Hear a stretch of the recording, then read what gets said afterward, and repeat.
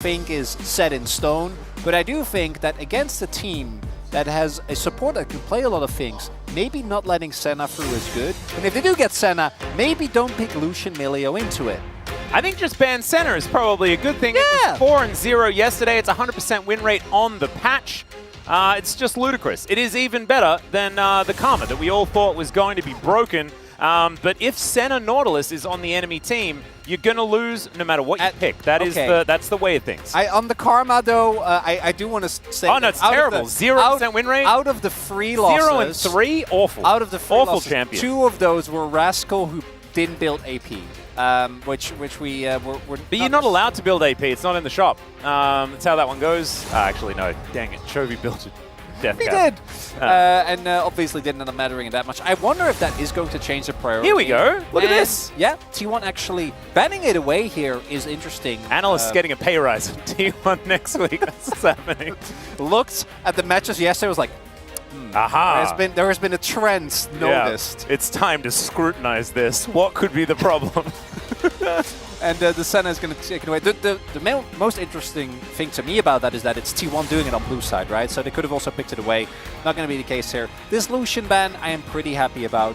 I'm also wondering, are we going to see aiming go back to something that KT have used so many times and to such great extent? Is it going to be Ezreal? Because I think Ezreal on this patch is... very strong. Very, very strong, as the Karma does get taken away. Maokai is another pick that we really were expecting a lot of, and thus far we haven't really seen pop out, specifically the Maokai support. We'll Pretty see sure it's also 0% win today. rate, so I don't think it's very good. Actually has only been played by Sponge, yeah. the jungle. Yeah, and it lost, so it must not be very good. Nico going to be banned away, and we'll see whether it is going to be taking a gamble on the weak pick, but no, it's not. It's going to be the Ashe instead. Of course, a flex between Keria and Gumayusi, but Varus is up and available, and it might force D+'s hand to take away the other Archer. Having 2 Archers on one team, that sounds a little bit too powerful to me. Yeah, particularly when they are in the hands of the strongest laning 2v2 that we have. You can make an argument for, Delight and Viper when it comes to team fights. When it comes to laning, I think Guma and Keria have shown that they deserve the respect. So this Varus pick away is basically a given, meaning that T1 very early control already have a lot of agency over what is going to happen on the other end. Now, are we going to see an early jungle lock? I would love here? Maokai. If you've already got Varus, then Maokai makes a lot of sense.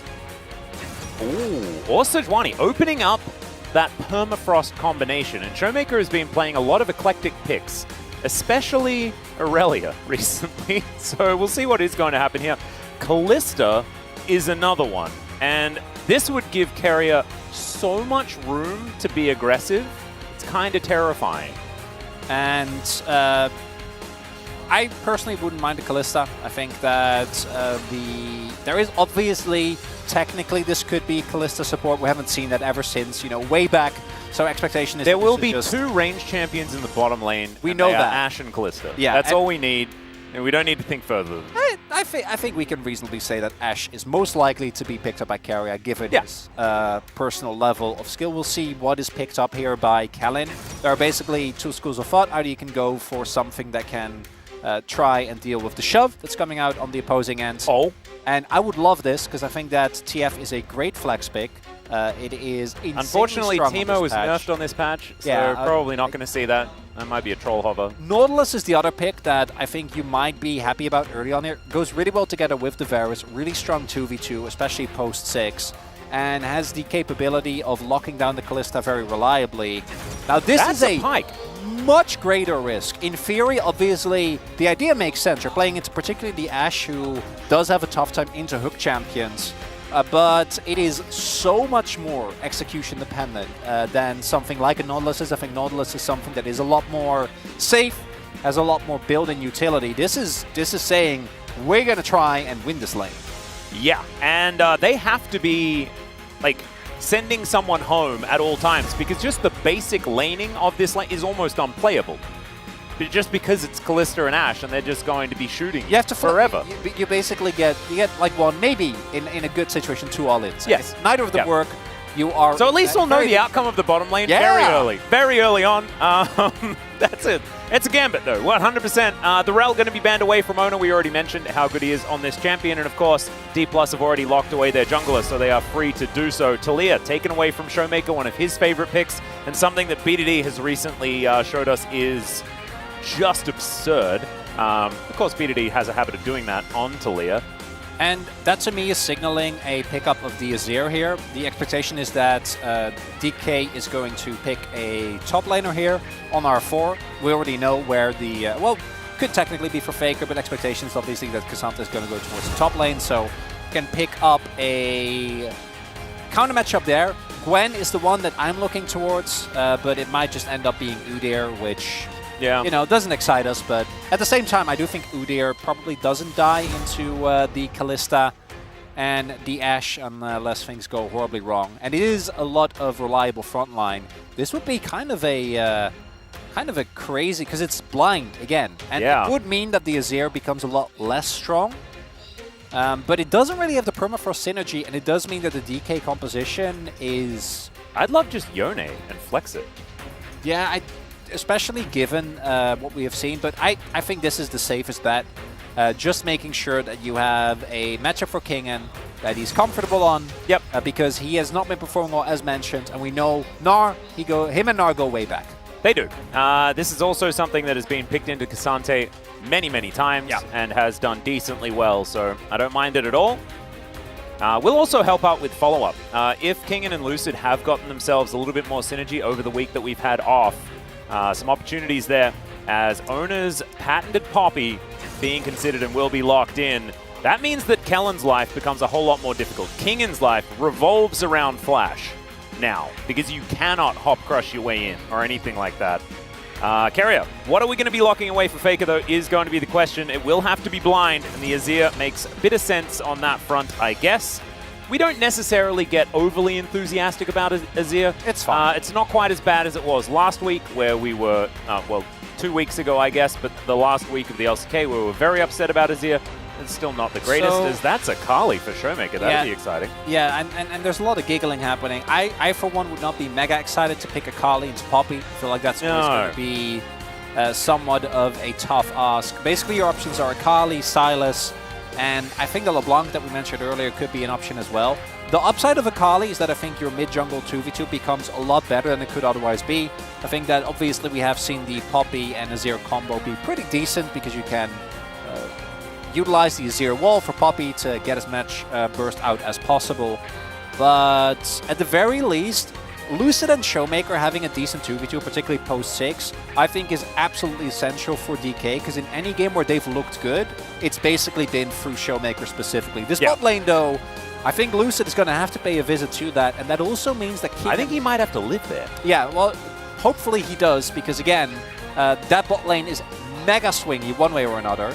And if you look at Kingen's performance thus far, he's going to have to be very stable. I don't think he should receive any attention of his jungler in this game. It should be all about him just managing in the 1v1. And Zeus is very far ahead of the curve when it comes to solo kills. Indeed. And can't afford to have that happen in this first game here, Atlas. Especially not when you have a theoretical counter matchup, right? Like, this is something I'd say into it. It's a practical counter Well, matchup. I mean, I say theoretical because it's Zeus versus Kingen, and Kingen is substantially underperforming. You guys might be saying, well, Kingen was World's MVP, and he was up against Zeus in that match. It's irrelevant. Stop being silly. This is a tough uphill battle for D+. We'll see how they're going to do it. We hop into the Rift for Game 1.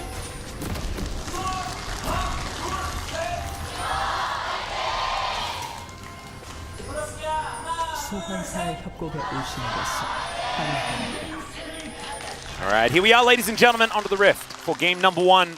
T1 taking on D+, and already D+ grouping up towards the bottom side. I think this might be a trend as we look further forward into this game, because another thing that we didn't even mention, we mentioned the fact that they have to focus on bottom lane, right?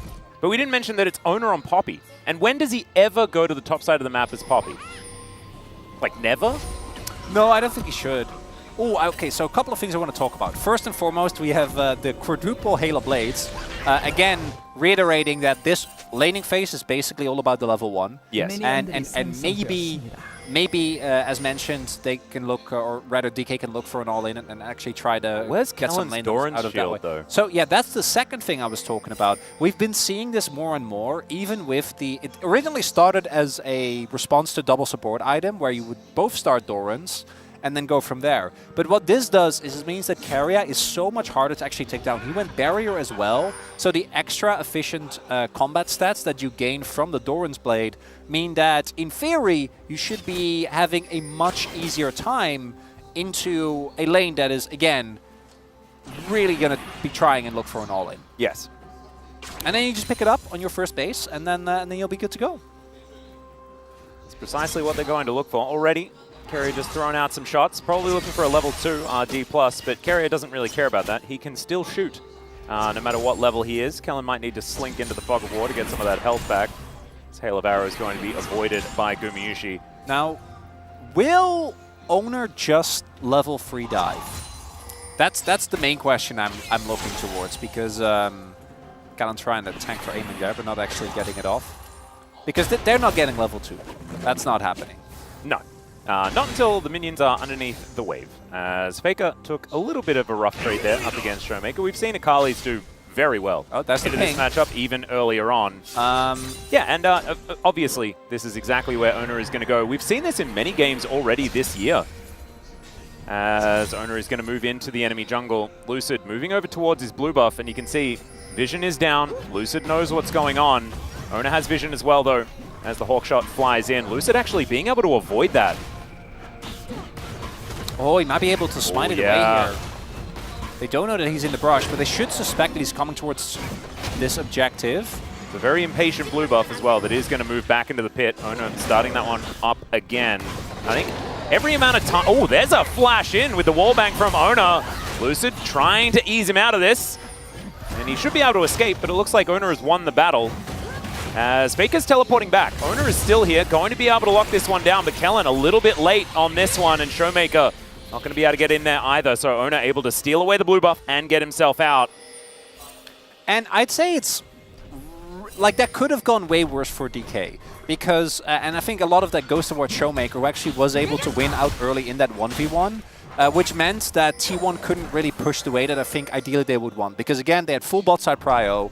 It was really hard for Lucid to even remotely contest, and we still see Aiming and Kelling having a little bit of a tough time there. Still cookies available for both Keria and Guma as well.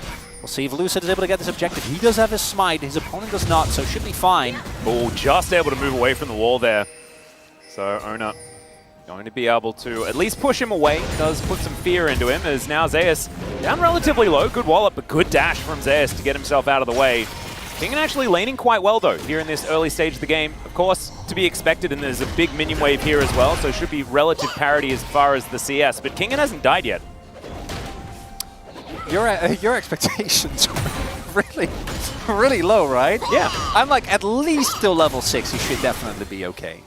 Surely. And so far, has been the case. And again, this is still a win for T1. I don't want to make it sound like DK came out victorious on that one. There's still going to be a lot of early blades here for Guma and Keria.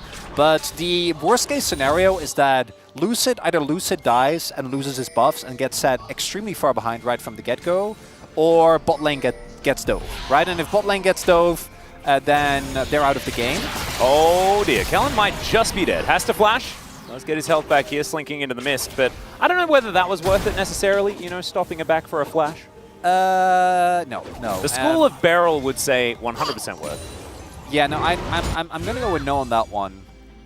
You can win the game off that. Did you know? I do know. Yeah, we both. We witnessed it together. Man, I can't get over that Beryl performance yesterday. It was pretty impressive. It was something else. And right now, that flash is a valuable cooldown that is going to go down. But the only one that really is struggling at the moment, and that really has been set really far behind compared to his opponent, is specifically Lucid. Kellen did get spotted on the ward here. And this is the vision coverage, is a nice way for T1 to ensure that we don't get to see this roaming pike have too much of an impact. Also, Hawkshot there, just to make sure that They are aware of everything that's happening. Ideally, Lucid would just like just one. Yep. Just a grub. And I think they'll be able to get it. We'll be able to grab that experience. We'll be able to lock that one away. You can see he's behind a couple of camps. Still here is the Sejuani. A lot of his jungle has been taken away on that bottom side. And aiming taking some pierce damage here from Gumayusi, who also sends a bit of a rend over. Kellen spotted here on this ward as Faker and Kellen moving into the river. And this bottom side, I mean, if you had like a traffic report of how many people have been hanging around, it would be just all red in the bottom side of the map for T1. And we're seeing as well, and this is something that I think Lucid has really struggled with, we talked about a lot, is the extra level of scrutiny that you're going to be under. As that was a dangerous one there from Faker, but Owner is going to be here. Killer Instinct going to be thrown out, and that is Owner just picking up the kill. Good bait to come through there, and Showmaker really wanted it. And the Killer Instinct is an ability for Kai'Sa. It's not a Kali. That is perfect execution, but it is absolutely fine. It didn't work out here for Showmaker. He did have Killer Instinct, but the execution unfortunately wasn't perfect. Yeah, it was not the right name of the ability for the time, was it? Didn't get the kill, and he was out. I think that he could have easily made his way out there. Maybe at worst he has to flash. Instead, tried to look for a 2v2 or a 1v1 trade rather, which I do think would be worth it if you do get it, but it's such a big risk here as, yeah, Faker going in here, I think took a big risk with that, but knowing that Owner was there felt relatively safe. And then here, yeah, Showmaker is just out.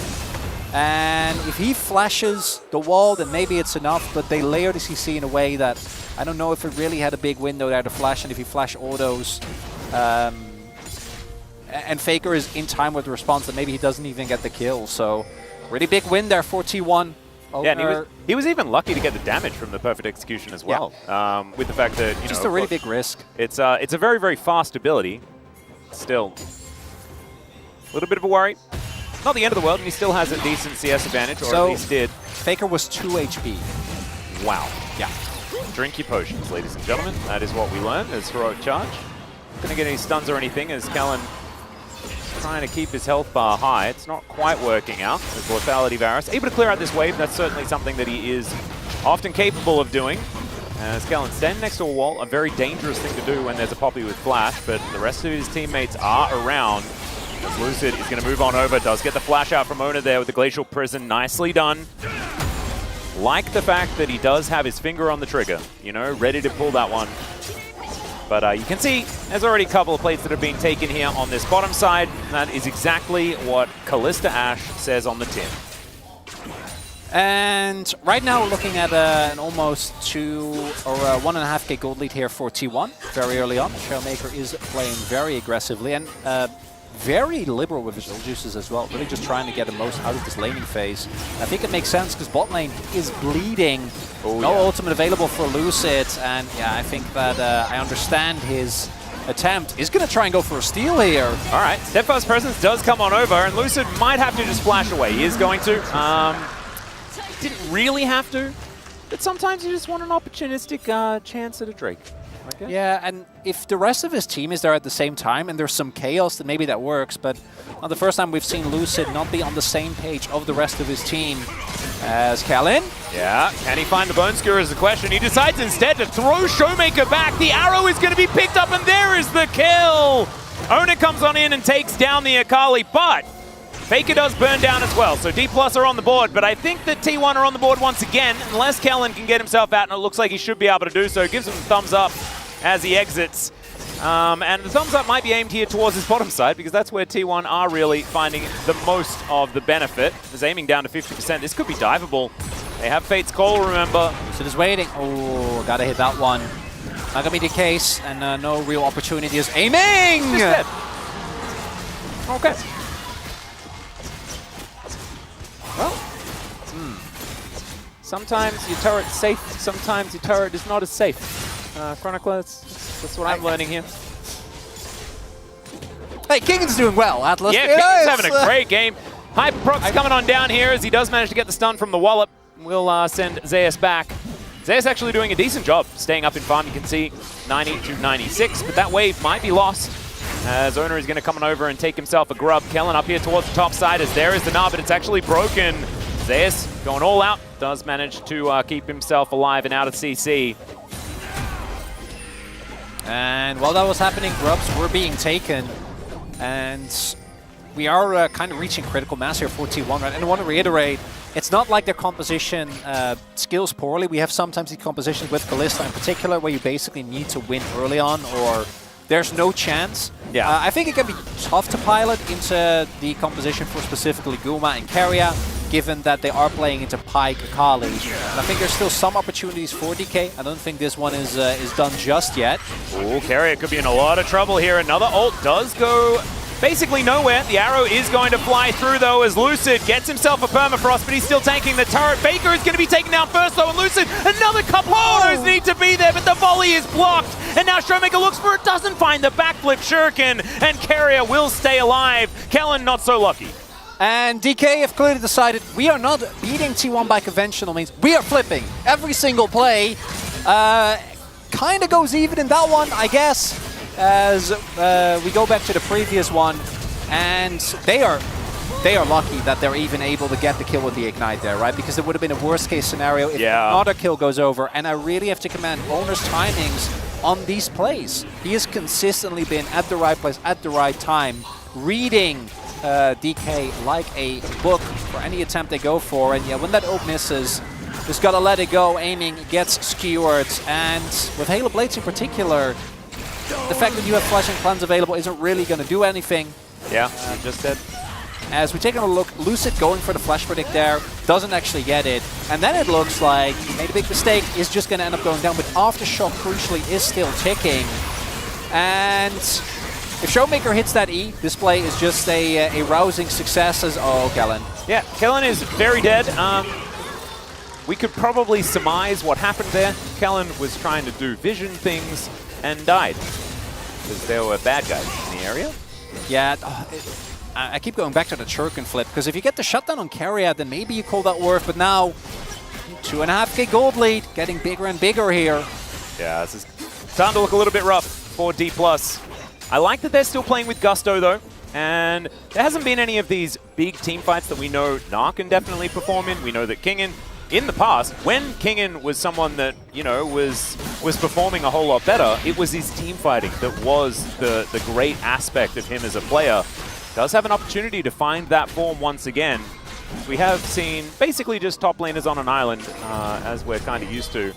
But as this gold gap gets further and further away from D+, that possibility is going to be more difficult. See Zeus still having an okay time, is in fact ahead in gold. So let's see whether T1 are going to be able to survive this one. Jonah Strong preparing us for the jump scare. Keria doesn't have his flash. And I think that they had a suspicion, especially because aiming being that far up without anyone really showing up.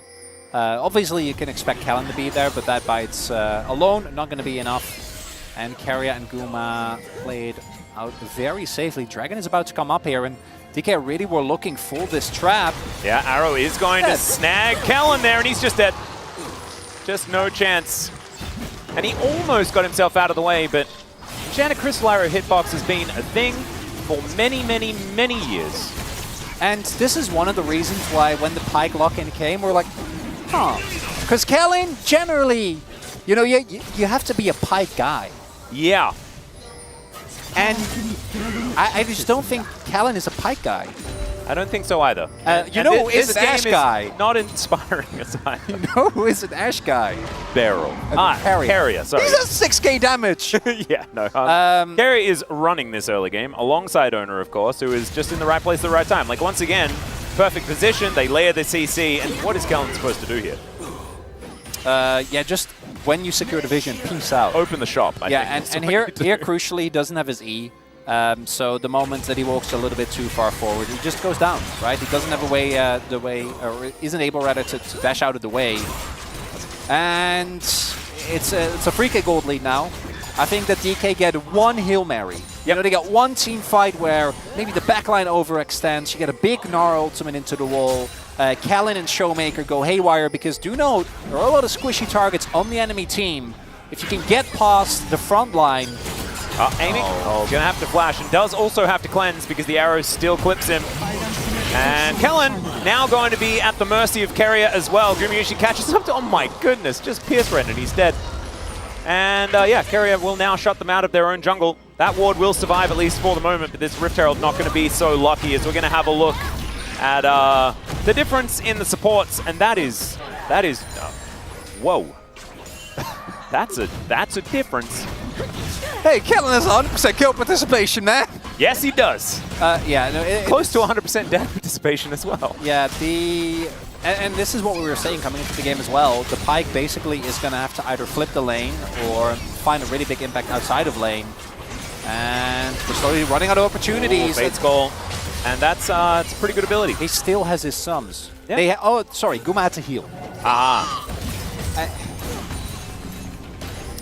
It's looking a little bit dire. As Zeus will look for the Gnar, gets himself out of the way though, not wanting to dive.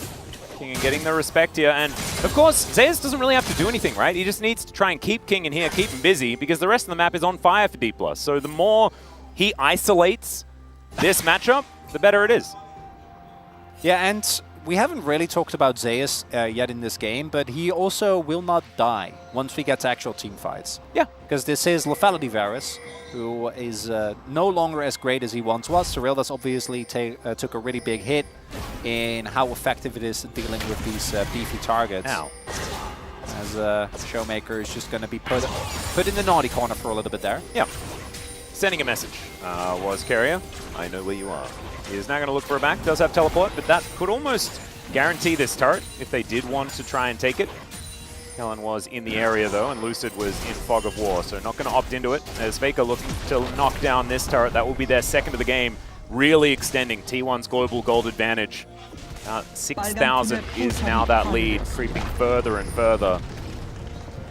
And as far as individual plays go, obviously DK is still struggling. I do think they look better in the sense that they are making proactive moves. The really big problem in this game is that because of their lack of lane prio towards the bot side of the map, plus the fact that Owner has been on top of Lucid for basically the entirety of the game, we've really seen him struggle as maybe a play on Faker. Does have Spell Shield here.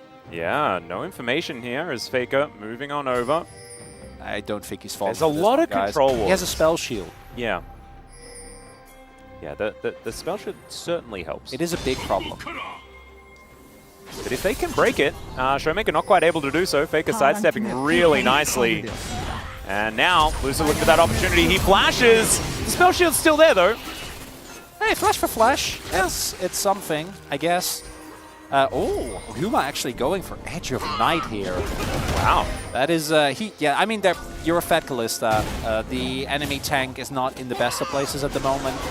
And also, like, their engage is the Glacial Prison. It is. And you just avoid that as Empress Divide is going to throw Lucid underneath this turret. Keria just free firing, but they do manage to take down Faker, and there's the double for Keria as well.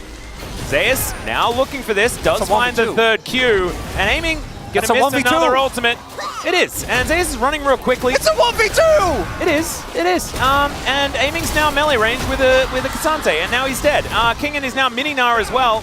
Able to get out of the way of a few of these Qs though, and Zeus gonna get flashed on. There it is, the boomerang to the back of the head. That was very close to a 2-0 for Zeus. Kingen with good movement. Cassante things. Okay, I need a moment to recover. Yeah, so it's a 5k gold lead now. And the play on the other end of the map didn't really end up working out. Keria ended up getting a double, I think. So he's going to be even more fed. Going to spend his money now, it looks like. As we can have a look at it here. Yeah, we take another look at this. They are able to kill Faker in the end, which you know, they are going to be happy about. Crucially, Lucid knows he's already dead, decides to tank the turret there, but unfortunately, wait, did he get a... I think Showmaker did actually end up making it out. Yes. Then we take another look at this play here. Because this isn't a fat Cassante, right? Zeus is just a normal Cassante. He's just been farming for the last amount of time, and I think here we see the Lethality Varus in particular, I think just has 0 threat, and Aiming and Kingen are also not on the same page.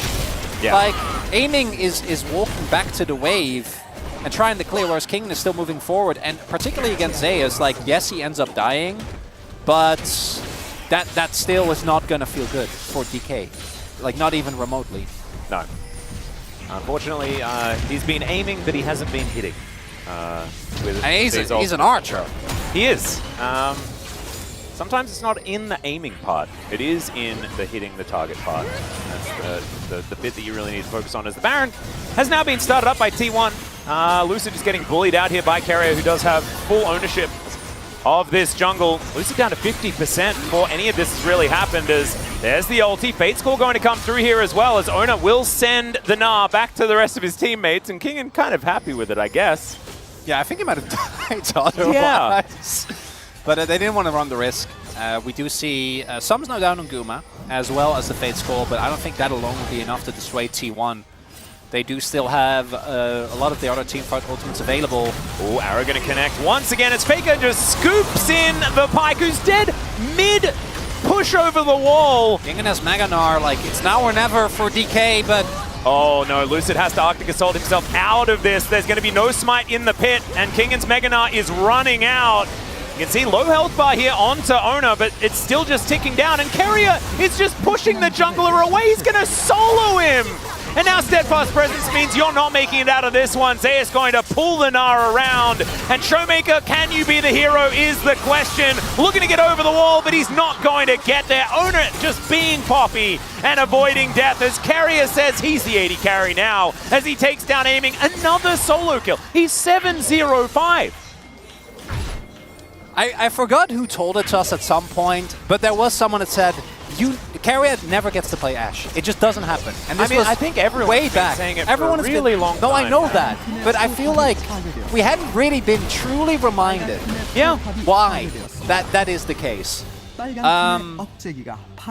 Up until this game. But now we are very reminded.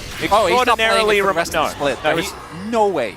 That would be, yeah, that would be a big, a big error. 1v1 the jungler. He did. Ona is also going to look to kill Kellen here, who does manage to make it out before the Steadfast Presence comes up. Otherwise, he would have been very dead. Yeah, I reckon that vote is pretty good for this one. As, yeah, Kellen just dies instantly.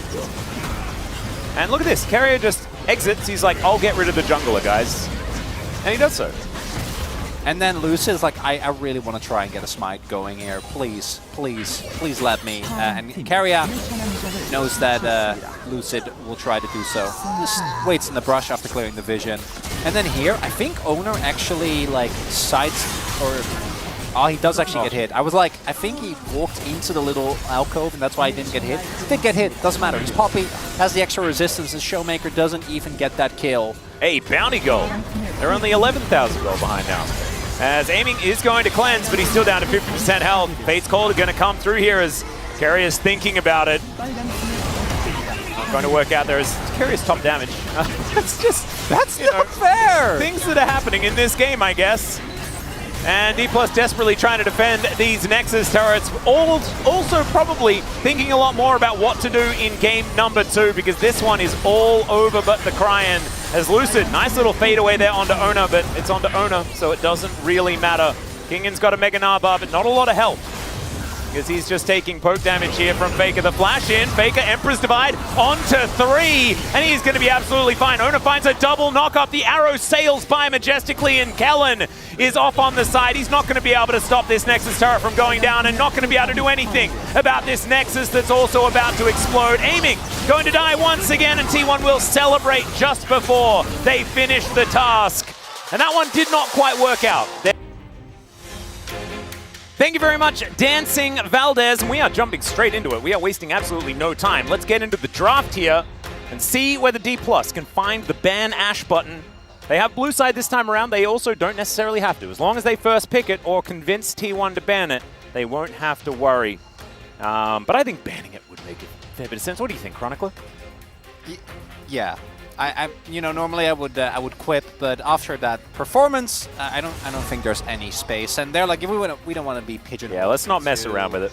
Immediately locking in this Ashe, we got to get rid of it. The Lucian remains in very high priority, even though obviously has not been successful. At the same time, I think we saw that even in week 1 to 3, that the success of Lucian isn't really indicative of how much teams prioritize him. I don't think that's going to change anytime soon. We'll see what else D+ do want to opt into. Still maintaining this ban on Faker's Nico and Showmaker. It says a lot to me, and I really want to reiterate how much he tried to flip the game, right? Like those 50-50 plays where he goes in with his Akali. Initially, I think it was, again, like 2 health. You know, that can be the difference maker, but some of the later plays just got straight outplayed. The sidestep from Carry on the Shuriken, for example, that could have been a moment where maybe in the best case scenario you find a game turn.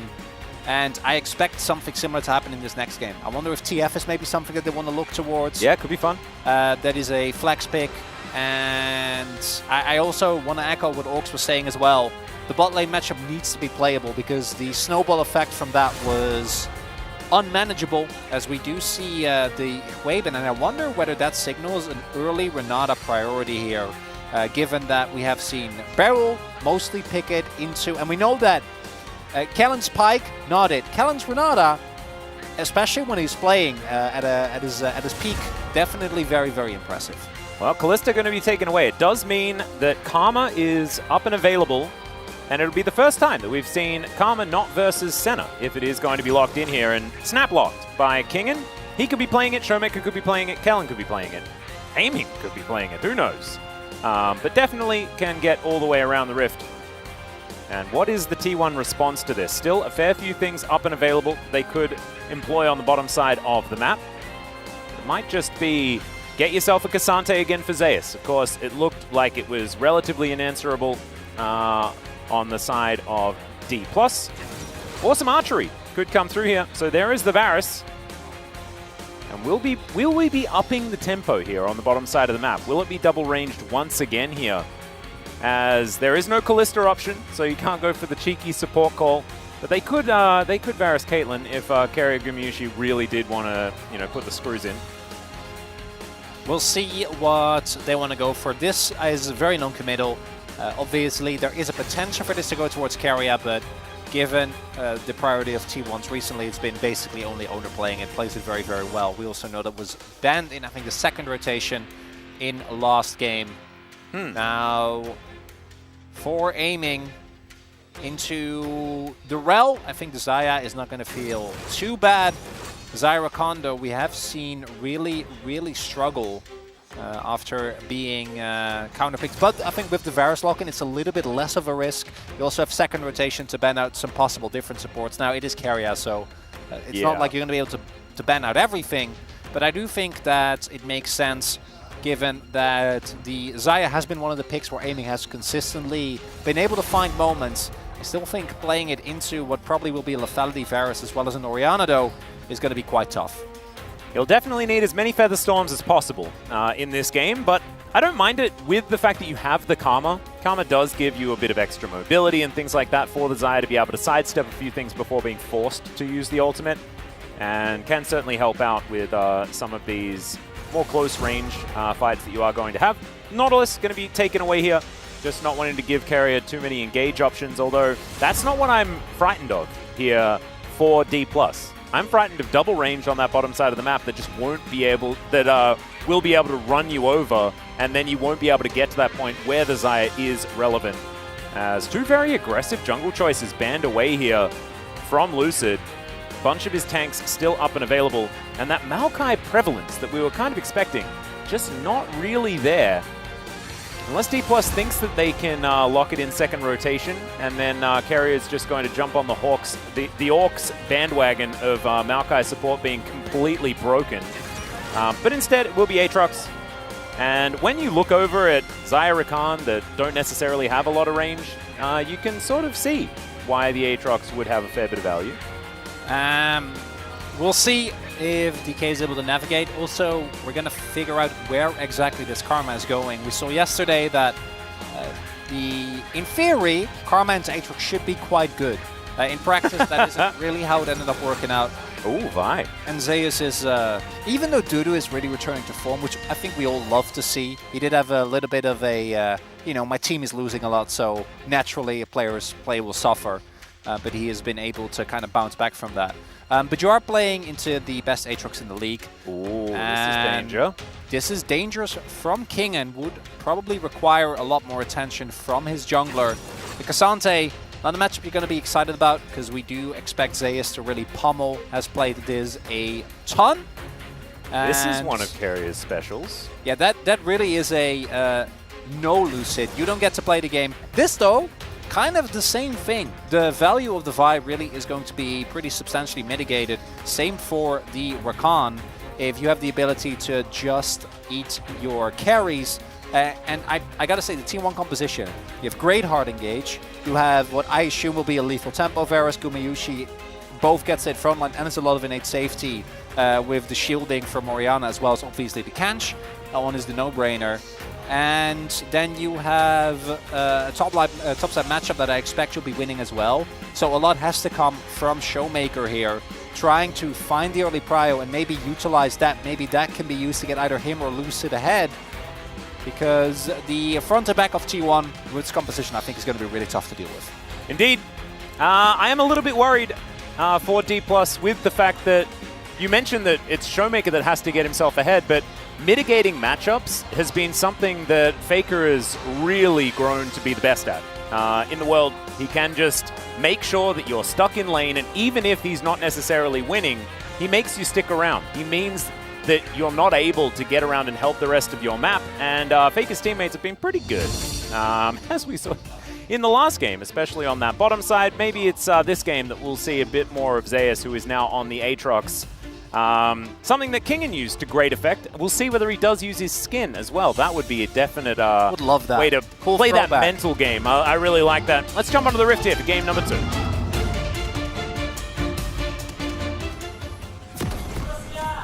소환사의 협곡에 오신 것을 환영합니다.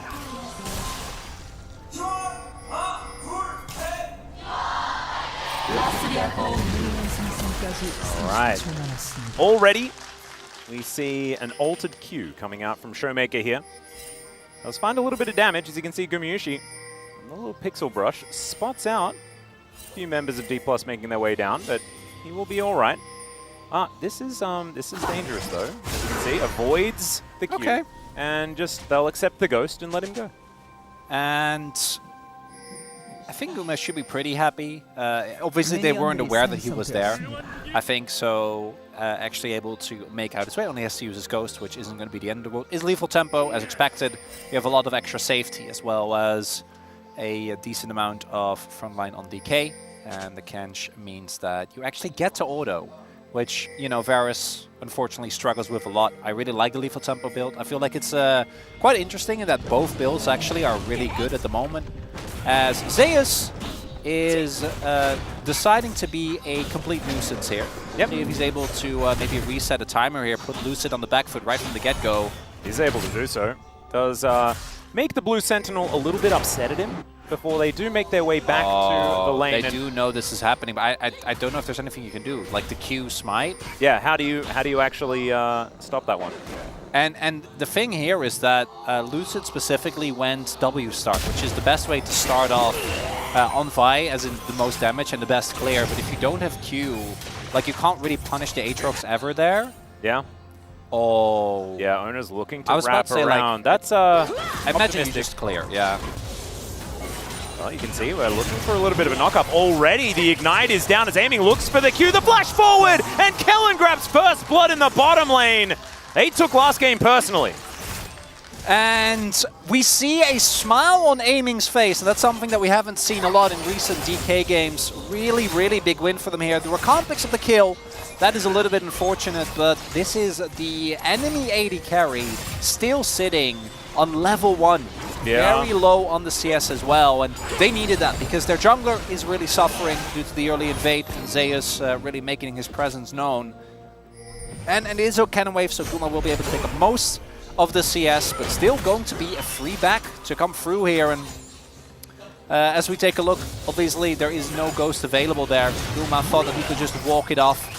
Not able to, and good use of the level 2 power spike there from Kellen and Aiming. Yeah, not actually opting to use that flash like you were talking about. Did get relatively close to getting himself out of the way.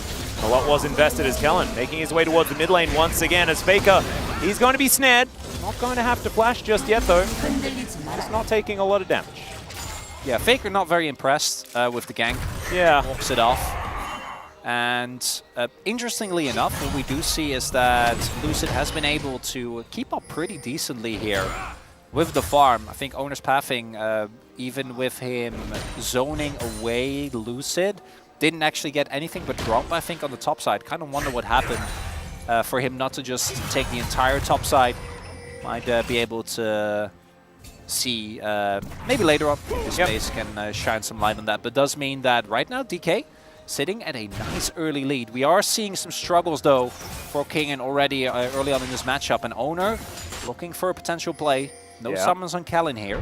Full information over to T1, seeing Lucid move himself down towards this bottom side. There's Kellen under the turret. Looks like Owner is going to just continue the back, so not going to be diving just yet. As Carrier just licking a minion there. And Amy and Kellen happy just to pick up the farm underneath the turret. They don't have the advantage in farm. As you can see, Gumushi did a fantastic job getting himself back into a lead in that regard. Also has his Ghost back available as well, so a much more even lane state right here. And it was a cull that Aiming picked up as well, so you're not going to get a whole lot of extra power, as there is the grand entrance on the Carrier, and Carrier looks like he is not even slightly miffed about the whole situation. Yeah, it's basically what you got out of it, right? You were able to skip, because I do think it can be kind of tough if you misplay into specifically the Kench and Varus, because Kench level 1 obviously is really, really good. So those early levels you get through for free, and then Aiming gets a free back courtesy of Guma dying, and the call is going to naturally put him ahead. But not really anything game-breaking, and we are seeing Zay's showcase again his proficiency on this Aatrox as Owner. We'll see who's able to get off the Rel Classic, which is get all grubs at the same time, utilizing the Q. Looks like gonna completely get it, as Lucid might take a peek here. Yeah, all very close. Being able to pick up one of them, isn't quite able to do so. So Owner gets all 3 grubs. Very nicely played. Successful heist. Indeed. Although it was in neutral territory, so... we got a grand entrance here on the bottom side of the map. Let's focus on that for a second, as Carrier has been ignited and still looks somewhat unperturbed. But he might need to be a little bit, because that health bar is quite low. Aiming, throwing some feathers towards Gumushi. Doesn't have a lot of damage just yet. D+ definitely playing so much better in this lane in comparison to last game, as Gumushi is able to dodge himself out of the way, has the Ghost this time around. Good movement, but he's still going down low. They do not manage to get the feather pullback to get any sort of snare. So Aiming and Kellen not going to find a kill. Still going to be a window for DK. Is going to force Guma back, as well as Carrier. Might be an opportunity here for Aiming and Kellen to, at the very least, get this crash in, then back. Don't think they'll be able to get a wave, and actually Guma ends up staying. Does have the safety of Owner nearby. Cancel is actually going to come through, which is quite nicely done there by Guma, but doesn't mean that Aiming is going to pick up the plate, and because Lucid is also towards this side of the map, I think Aiming doesn't feel too scared. And click on it. Yeah, there we go. Cyrecon. They're both going to go? Still gets to make his way home. I got a little bit worried that he wasn't going to. He would miss his ride. But they actually managed to avoid having their backs cancelled by Carrier earlier on by utilizing it, so I shouldn't have been silly. Third Q going to connect here from Zayas. And he's looking like he's just having the time of his life here in this lane right now. He's going to find that Q as well, as Kingen able to dash away from the second one. But look at this. Zayas is just making sure that Kingen isn't allowed to walk towards this cannon minion. All out is going to be completely mitigated by the infernal chains. Oh, that's rough. Yeah. Ooh. Those chains, timing from Kingen a little bit off there. Yeah, it didn't quite work, and All Out would have felt pretty good in that particular moment right there, but unfortunately, doesn't quite work. He's also itemized into specifically Bramble, right? So he really, really is itemizing for this lane, trying to get the most out of the early value. Obviously, Zayas, even with Aatrox doing mostly QRS, also still getting a decent amount of auto attacks in rather, but I think on the rest of the team, it's not necessarily going to get you too much, as we do have some aggression here, but I don't think either team is really going to be looking to escalate that objective on the bottom side of the map as T1 did pick themselves up this early dragon.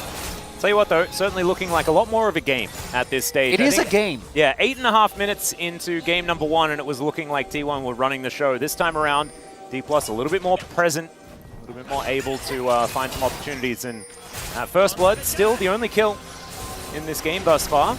Lucid looking to try and opt into finding something else here as Carrier going to be engaged on. Vault Breaker going to come in as well as Showmaker's making his way down. Gets the flash out from the Tahm Kench, and that will be valuable. Targeting this guy is going to be important as Chains of Corruption going to come in there as Featherstorm comes down. Very aggressive move from aiming as Gumayushi's down low, but Owner will turn up looking to try and save his bottom lane, and that is going to work out here as Faker reaps the rewards in mid.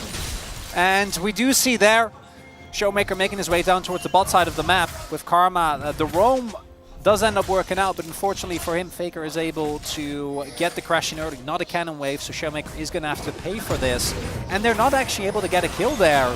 Area. Yeah, Grand Entrance coming in. Another Ignite is down as well, but only one Feather does pass through.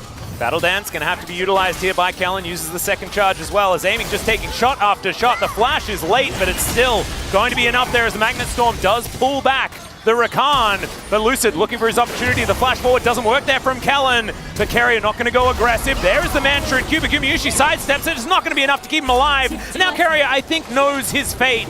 Looks for the Tongue Lash to try and find a cheeky little kill, but Showmaker might be gifted too. Aiming, actually, going to be the one that collects that as Faker continues to mow down the minions. And Faker gonna build a lead in the 1v1, but at least Showmaker got that kill, and initially DK not able to find any success on that play, but with Showmaker and Lucid sticking around after Carrier and Guma try to get something going, actually getting the kills towards that bot side, ends up putting DK at a gold lead yet again.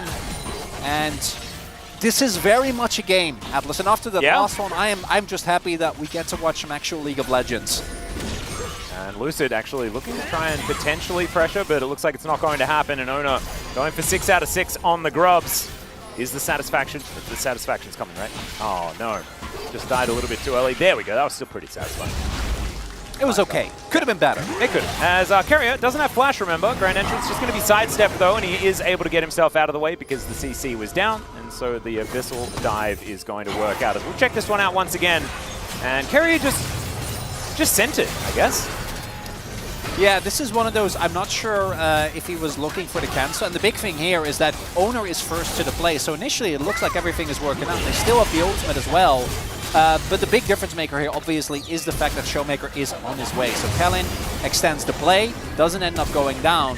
And then even with the sidestep, the flash Q from Lucid there ensures that, although I think that Owner actually was able to catch that one, still gets him in position to take down the Varus, and then they ensure that aiming actually picks up the kill here. They do have to pay for it, though, in mid, which is why we see Faker currently being up about 20 CS, but with the kill still going over to Showmaker, that about evens out if you don't calculate the plates, which is why the gold, even though it's 3 and 0, is still so even. It is. It's only about 200 in favor of D+.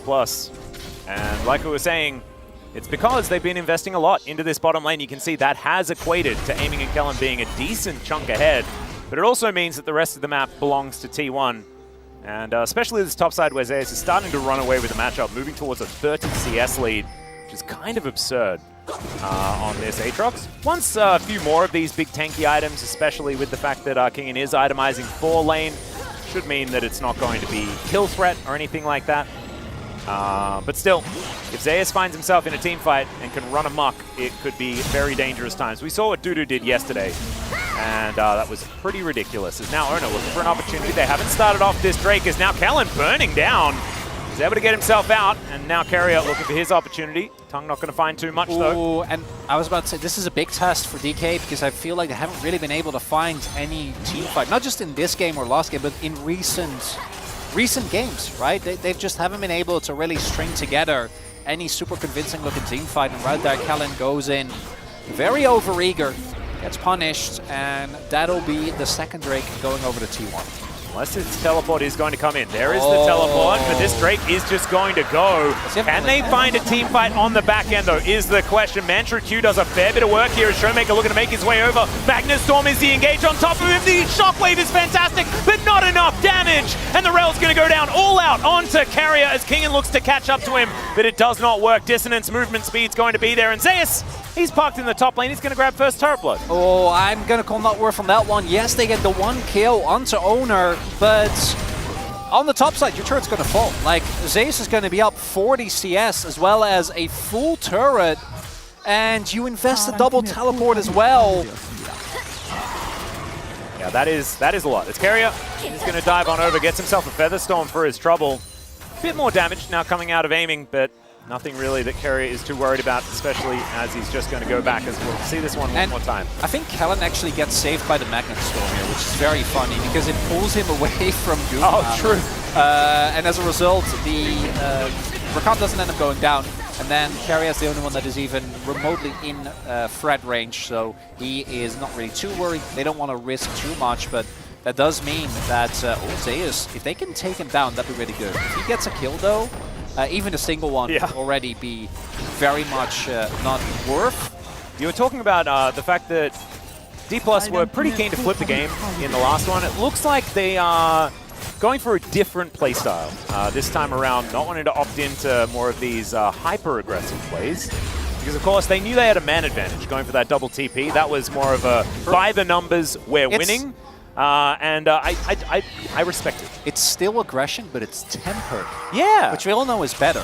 Sort of like strategy. As now Aiming and Zeus going to be fighting one another. There is the flash forward. Quickness there as well as Zeus in a bunch of trouble. Still does a fair bit of work and still is able to heal a lot. And now Kellen just really wants to try and stop him. It's not going to work out there, and he will survive. And that means T1, with man advantage in mid, will be able to take down that outer turret. Very nicely played. And Zeus, just cool, calm, and collected. Hey, Kellen invested flash as well. Like, he got 1v2. His team got the mid lane turret, and he didn't even have to invest a summoner. Okay, now he should be dead. Or at least have to flash, right? Well, he does. Yeah, there was a Vi there this time around. So cease and desist. Cease and desist, making us look a bit silly. So finally punished. Yeah, there we go. We'll be taken down. And so that is bounty gold going on over here as well. Certainly good news. So Showmaker has his Malignance now completed. Redemption is done here for Kellen as well. Some items are starting to be strung together. But T1, they still have 2 dragons. It's an Ocean Soul, so not exactly the most valuable. But the fact that they're only down 200 gold still, love this. It's kind of ridiculous. Yeah, a bit of a heart monitor. This really is an indication as well of really, there hasn't been a significant gold lead for either team, right? Like the highest we've gotten is about 700. It just keeps going very slightly up, very slightly down. And yeah, we did see the pinks go down. DK did have a suspicion. And the reason why we haven't really made any grand statements yet is I do think both these compositions scale quite nicely. When you look at what they're able to do in a team fight, right? If you look at, on one hand, you have the front line of DK. I think the Vi only is really going to struggle in the later game fights because Kench makes it really, really hard to play out.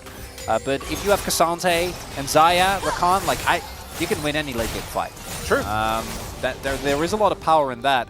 The only thing I would be worried about is eventually you're going to reach a point where I think if Zeus ever gets into the backline and there isn't a Feather Storm available, you can like get a flank off with that Aatrox and then maybe follow up with either an ultimate from Faker or something once the Feather Storm is down. That could be really hard to play out. Also want to see how DK uses the prio that Karma should provide you consistently to reliably get themselves the objective first, because I think that's where they've really struggled the most.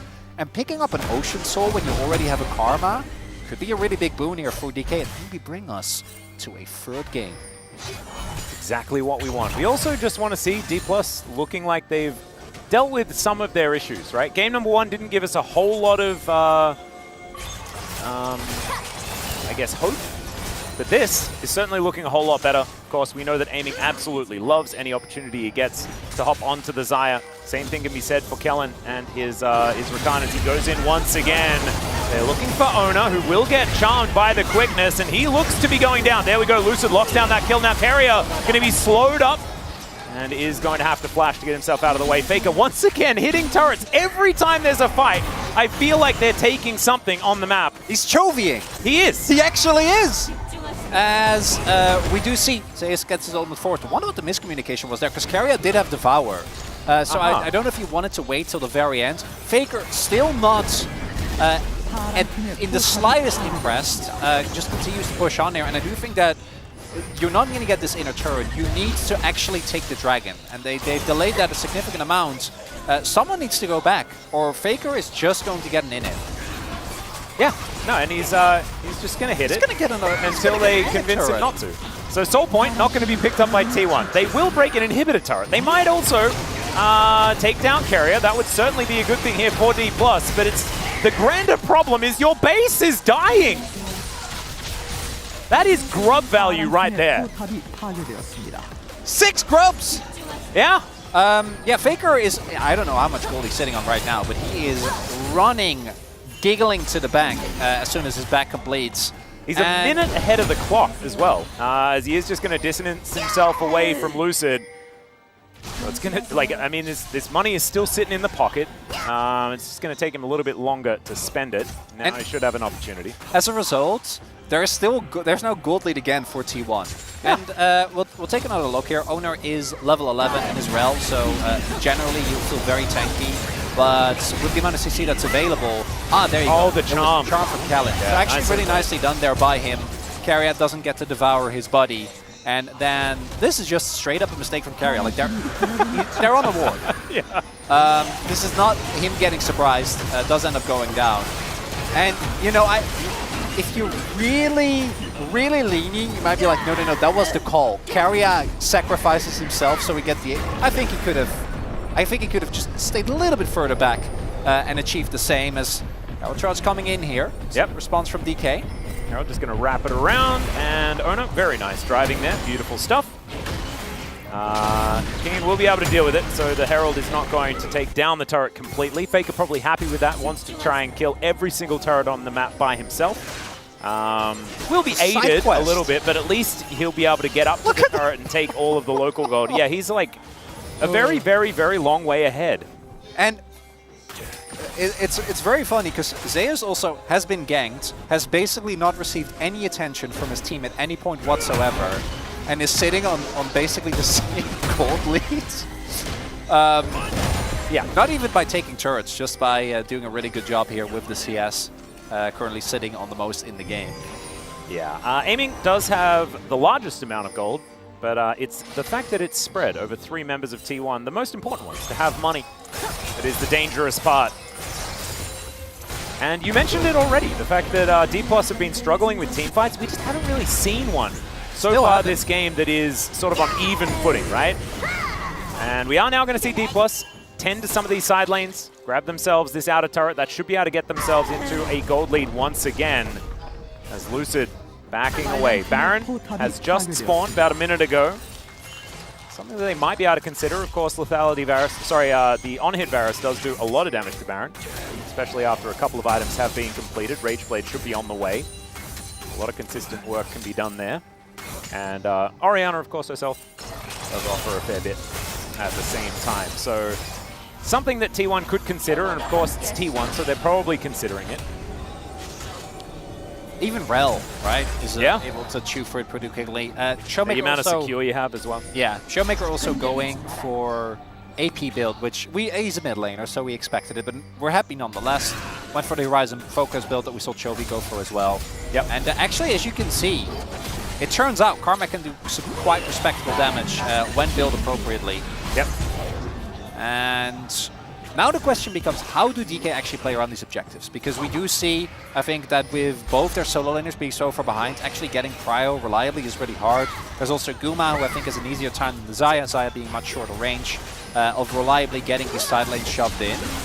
So they do need to be careful, but I think their poke with this Karma should be enough to do good on neutral setups if they actually make a call, right? You need to force T1 to do something, because otherwise, as we have seen, T1 are not going to break. They're not going to fall for the bluff. They're just like, no, we're going to keep pushing. Like, we don't care. You're not committing to this. You have to engage and try to kill us, otherwise we will take all of your side lane stuff. No matter what that is. There is, in fact, a naked inhibitor in the top lane. And that is because an Orianna just wandered down the lane the entire way and killing everything that was in front of her. Mate is still standing as well, so it actually is a lot of safety here for T1. And Ono, he's taking a few Qs here from Showmaker, but doesn't seem to be too worried about it. He's very tanky right now. on this rel. As Kellen really wants to find that engage option. They have to respect the orb though. Faker is making sure that he's keeping them honest. Good control of vision around this area. As once again, Showmaker just finding some cues onto Ona over and over again. And Faker possibly isolated. As Kingen is going to walk himself up. There he is able to find him with a bit of the jump scare there, but they do just back away immediately. And you can see, oh, okay, Kumushi could be in trouble. There is a really nice chance of corruption to keep him safe. Kellen gets himself out of there as well. They are keeping their health bars relatively high as Lucid lying in wait. Off on the side, wanting to stop an Aatrox flank angle potentially. Now they're looking for Faker. Shockwave is just used on top of his head. Bit of a mistake there from the GOAT.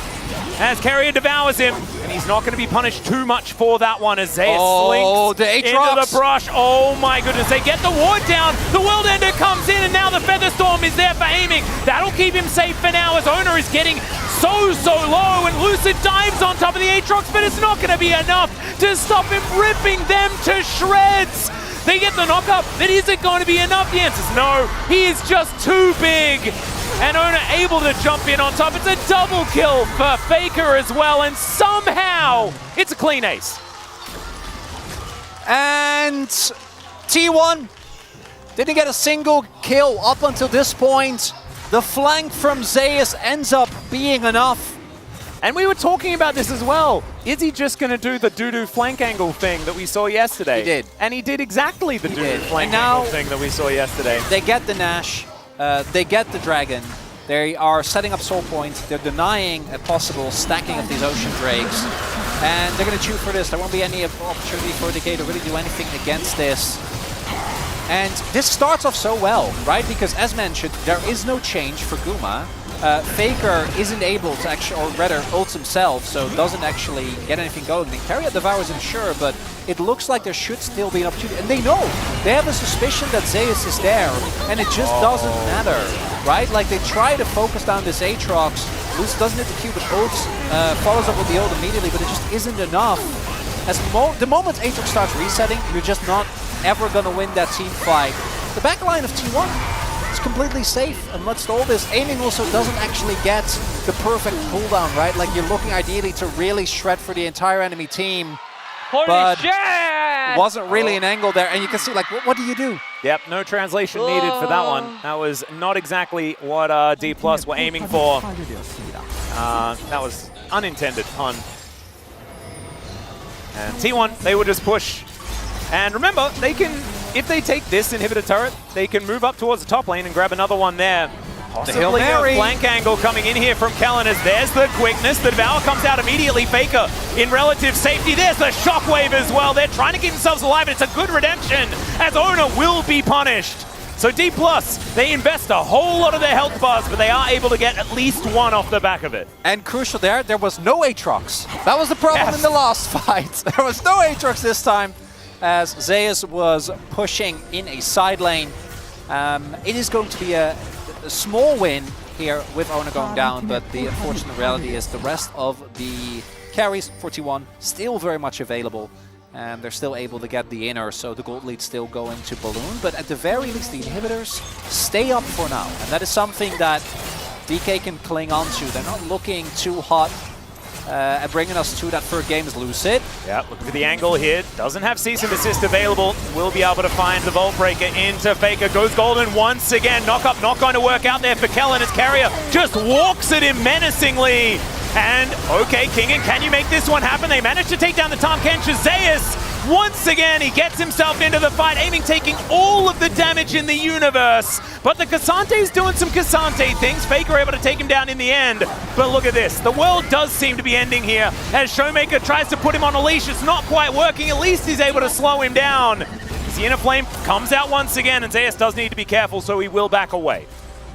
And that's as good as you're going to get. DK actually ends the Baron push there by finding 3 kills, I think it was in the end, or 2 kills maybe, but at the very least... 3 if you include the initial pick on Ona. Yeah, exactly. Right, they didn't get Faker, as we do see here.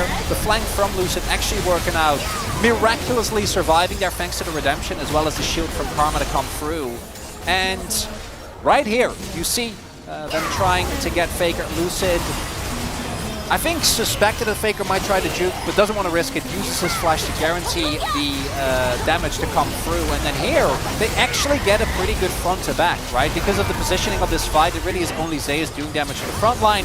Gumayushi unfortunately gets Cassante, and then Zeus does get kited out. Makes it look very, very close. Showmaker, if he doesn't dodge the chains from this 3 levels up Aatrox, he's 100% dead. But DK, at the very least, live to fight another day. Yep. Also, the tether keeping Showmaker alive. There are a few things that worked out in order to stop that Aatrox from really rolling over once again. So the gold gap, 6,000. As we can see here, the heart monitor that we saw earlier on is going to pale in comparison to that Baron play, the ace, and what T1 managed to pick up in that moment. Not over just yet, but this is now a much more uphill battle than what the even game state was earlier on.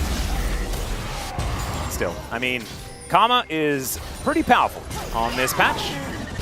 Might have some opportunities to get something done. Yeah, the only downside is that Showmaker, by making these plays for his team, has actually been behind his Faker. Okay, they're going for the angle here. His quickness into the backline. Kellen just taking so many arrows, and Gumayushi's going to lock that one down.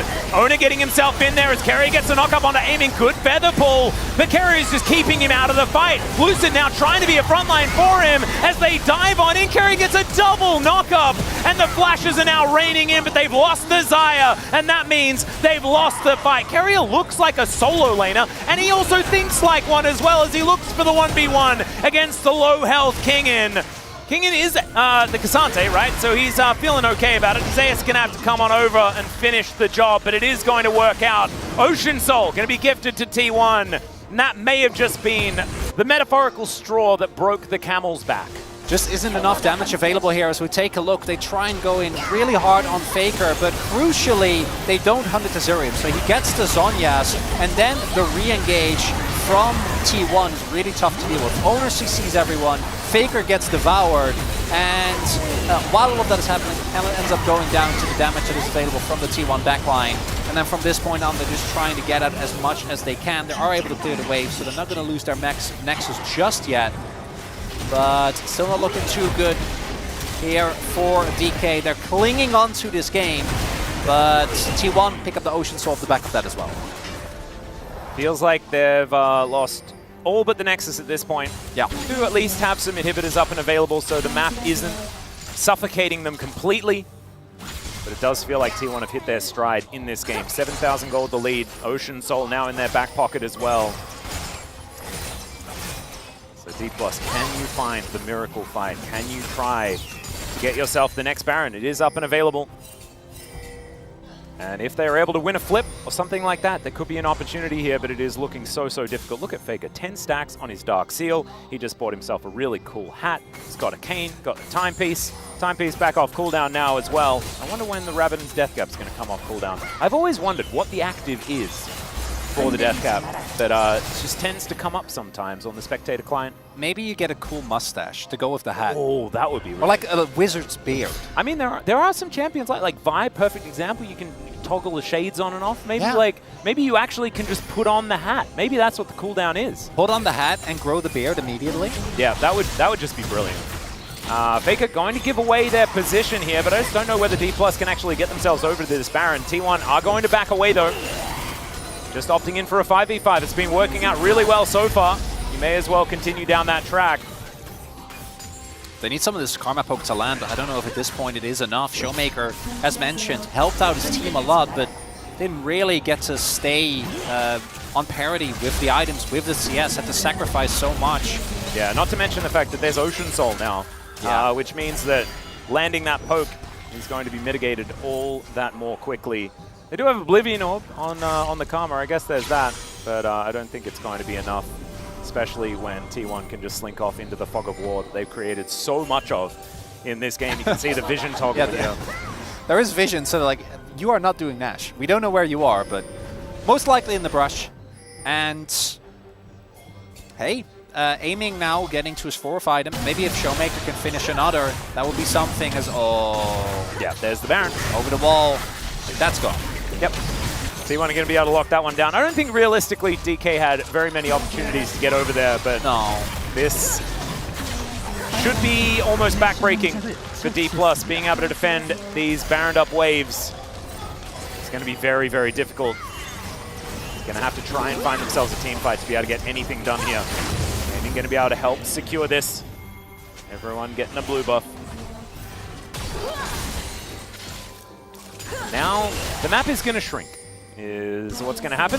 T1 going to get themselves together, push all of the lanes. You can see Gumushi, he's taking the bottom side, and Zeus already getting to work on that top lane. Faker will find himself a reset, 4-0-4, and he's not too bothered. You know, care's not found, I guess, because he's going to build a Magi's. He's already got 10 pages in that book. Might as well. I think he might be continuing the memoir, let's just say that. I think you're going to need a whole lot more than 10 pages for that one. Well, maybe he's at least 25, succinct. I think. At least 25 is what it's going up to. And maybe the publisher is going to say, that'll be enough for the first installment. We're going to sell this series. That's what gets you the advance. Yeah. Gotcha. So it's the first 25, and then, you know, 25 after that, 25 after that. And it's a subscription model, I'm pretty sure. Everything's a subscription model nowadays, these days, Atlas. subscription model. Anyway, D+ is going to try to convince Owner to leave the area, but instead they are opting in for this kill onto the Aatrox. He does just pop like a balloon. That's what happens when you can't push your buttons. T1 are just going to destroy this bottom inhibitor turret.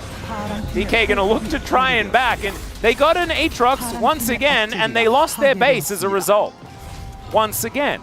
Yeah, I'm not sure if we are looking for like a really deep flank opportunity, because they are a member up. They're setting up a lot of vision. I think they're hoping to maybe try and get something going here, but at the same time, like without aiming there isn't really an opportunity here. We'll see. They are spotted on vision. They do have a pretty decent idea. This could be the Hail Mary that gets DK back in the game. Yeah, and they see the fact that aiming is walking on in. Kellen gives away his position relatively early, though. That should be it. I think they needed to pull the trigger there. Zeus is going to be up in 15 seconds. That could have been the Elder. Yeah, 13 seconds now is teleport available. So not going to be an opportunity for D+ to flip anything, right? If the teleport was down, maybe you'd think you'd have a bit of extra time. Hey, they're on the map. And True. Lucid has been around an Elder flip or two. He has. He certainly has. For quite a few years as well, we might add. Faker taking some damage here from Showmaker, who does have his hat now completed. See whether Lucid can do what is, against Rel, sometimes considered the impossible. They got to find a miracle here, Atlas. They got to pull the trigger because this Elder is going down extraordinarily low. And there is Zeus looking for that angle to make his way into this fight. D+, you're going to have to try and pull the trigger. They're not going to be able to take it. And there's the flash forward from Gumushi. Does not find the Chains of Corruption. The carrier finds the tongue lash onto Showmaker. They're trying their very best to get themselves out of the way. As Owner a little bit early on the Magnet Storm, as now the cease and desist is going to come through onto Gumushi, but Lucid is just going to burn down. The Wrath of the Dragon will land on his head. And T1, they're not going to be stopped now. Exodia has been completed and the Nexus is in their sights. And T1 going to push 4-2-0 here, putting them in first place. Yeah, there's the Grand Entrance. They're going to be able to find a little bit of flipperoonie onto Faker here, who does manage to Zhonya's. There's the Devour though. And aiming, trying to just keep Zeus at arm's length. He might be able to do so as he dashes away, and not going to quite work out there. T1 still have some Nexus turrets to deal with. Maybe the Eulogy started a little early there, Atlas. Hold up. Well, this inhibitor's going to go down, so it's 3 inhibs. So maybe the Eulogy just needs to be extended a little bit longer. Maybe coming in. Yeah, teleport is going to bring Faker back in once again. Featherstorm going to come down as Carrier just standing on top of him. There goes Kellen.